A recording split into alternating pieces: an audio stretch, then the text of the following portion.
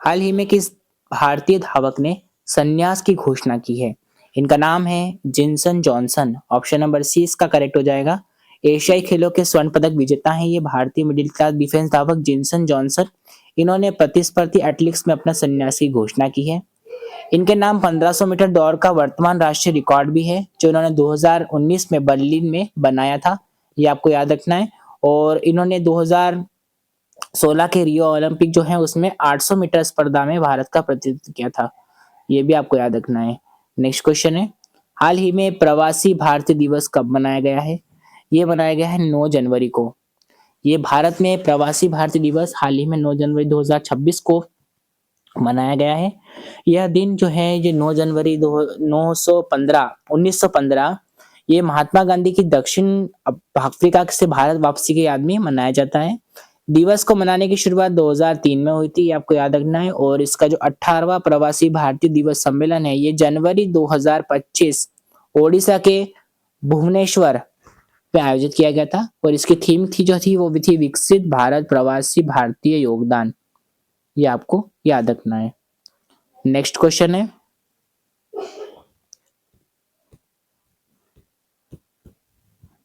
हाल ही में किस राज्य ने नागौरी अश्वगंधा को जीआई टैग मिला है? किस राज्य के नागौरी अश्वगंधा को टैग मिला है? तो ये है जीआई टैग मिला है ये राजस्थान के। राजस्थान राज्य के नागौरी अश्वगंधा को जो है भौगोलिक संकेत जीआई टैग प्रदान किया गया है। ये आपको याद रखना है। नेक्स्ट क्वेश्चन है कि हाल ही में रशिया और किस देश ने फरवरी 2026 के लिए कैरेबियन सागर में संयुक्त नौसैनिक अभ्यास की घोषणा की है? तो ये की है रूस और क्यूबा। अब क्यूबा इस ऑप्शन में नहीं है तो इसका आंसर हो जाएगा ऑप्शन नंबर डी, इनमें से कोई नहीं। आपको याद रखना है क्यूबा इसका आंसर हो जाएगा। इन्होंने दोनों ने हाल ही में फरवरी 2026 में कैरेबियन सागर में संयुक्त नौसेना अभ्यास की घोषणा की है। और ये अभ्यास जो है वो क्यूबा के हवाना बंदरगाह पर केंद्रित होंगे जहां रूसी नौसेना के जहाज और एक परमाणु संचालित पनडुब्बी पहुंचने की उम्मीद है।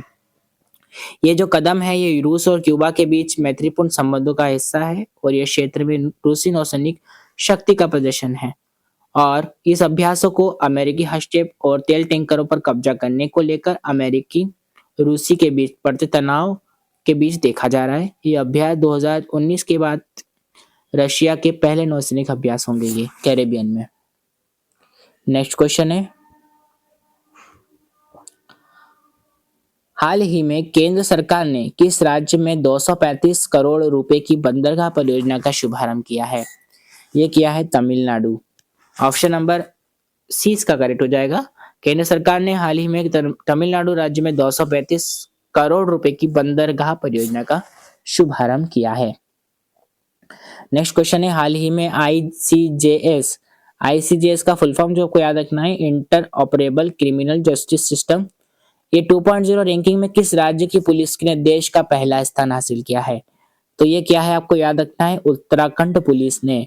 उत्तराखंड पुलिस ने पहला स्थान हासिल किया है और इन्होंने 100 में से 93.46 स्कोर प्राप्त किया है। ये फर्स्ट नंबर पर हैं। अगर हम बात करें दूसरे स्थान की तो 93.41 के स्कोर के साथ हरियाणा जो रहा है वो रहा है सेकंड स्थान पर। और थर्ड स्थान पर रहा है 93.16 के साथ ये रहा है असम। तो पहले नंबर पर उत्तराखंड, दूसरे नंबर पर हरियाणा और तीसरे नंबर पर असम रहा है। ये आपको याद रखना है। तो इसका आंसर हो जाएगा ऑप्शन नंबर बी उत्तराखंड।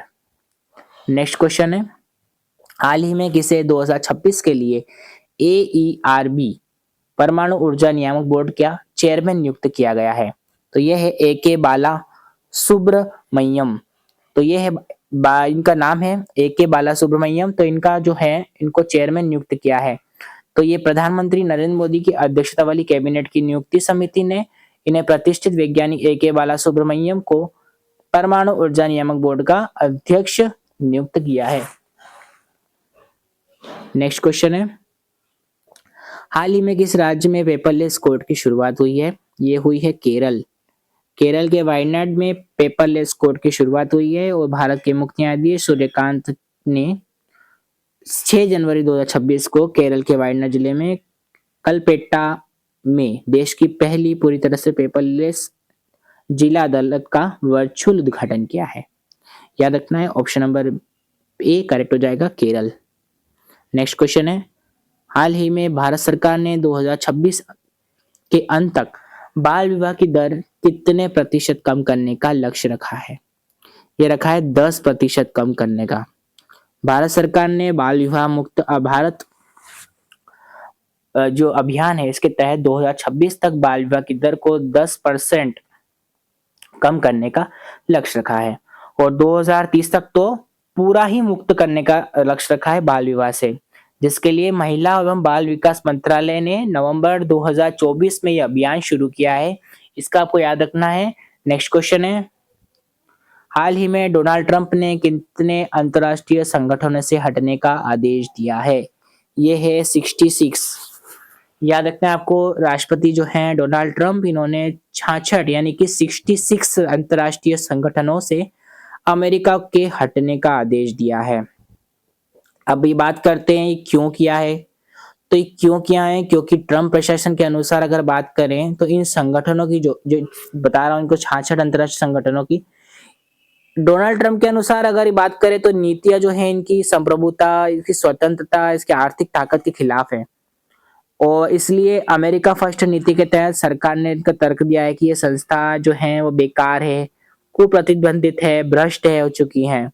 जहां अमेरिकी करदाताओं का जो अरबों रुपए का जो डॉलर है वो बिना किसी ठोस लाभ के खर्च किया जा रहा था, विशेष रूप से जलवायु परिवर्तन, प्रवासन, सामाजिक समानता, जिन्हें प्रशासन वोग एजेंडा कहता है, से जुड़ी संस्थाओं को अमेरिकी हितों का विरोध मानकर उन्हें प्राथमिकता से बाहर कर दिया है।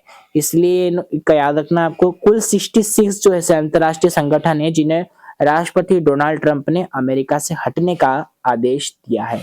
ये रहे अमेरिकी राष्ट्रपति डोनाल्ड ट्रंप। नेक्स्ट क्वेश्चन है कि हाल ही में आधार सेवाओं की जानकारी देने के लिए कौन सा शुभंकर लॉन्च किया है? तो ये शुभंकर का नाम जो है वो है उदय। ये रहे उदय जी। ये करेंगे अब आधार के संबंधित जानकारियों को और अधिक सुलभ बनाएंगे और लोगों को सहज बनाने में ये सहायक होंगे। तो ये जो है भारतीय विशिष्ट पहचान जो कि प्राधिकरण है, ये UIDAI, इन्होंने आज आधार का शुभंकर लॉन्च किया है। इलेक्ट्रॉनिक और सूचना प्रौद्योगिकी मंत्रालय ने कहा है कि ये मतलब और सरल बना देंगे जानकारी को और लोगों तक अच्छे से पहुंच सकेगी आधार के बारे में, आधार की जो सेवा की जानकारी है वो और अच्छे से पहुंच सकेगी। चलिए दोस्तों, आज के इतना ही काफी। हम कल फिर मिलेंगे आपके साथ नए करंट अफेयर्स की वीडियो के साथ में। तब तक के लिए धन्यवाद।